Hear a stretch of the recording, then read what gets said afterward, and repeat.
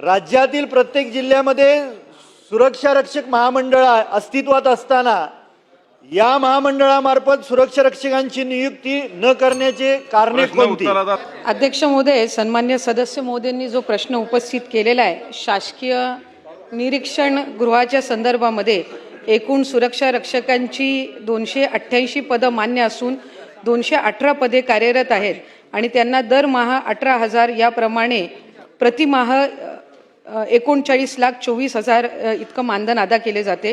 सदर मानधन अदा करण्यापूर्वी संबंधित संस्थेचे अधीक्षक सुरक्षकांची उपस्थिती प्रमाणपत्र जिल्हा महिला बालविकास अधिकारी यांच्या स्वाक्षरीने आयुक्त कार्यालयास सादर करतात व उपस्थितीच्या अधीन राहूनच मानधन हे अदा करण्यात येत असते।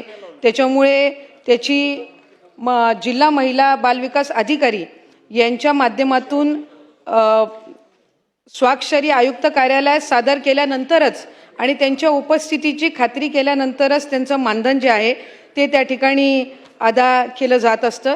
सुरक्षा रक्षकांचं मानधन 18,000 रुपये प्रतिमाह निश्चित केलेले आहे आणि हे शासन निर्णयानुसार निश्चित केलेले आहे आणि या दराने ज्या संदर्भाच्या मंडळातील सुरक्षा रक्षक मंडळातील कर्मचारी कार्य करण्यास इच्छुक नाहीत, त्यामुळे पर्यायी व्यवस्था म्हणून बाह्य यंत्रणेद्वारा सदर काम हे केले जाते।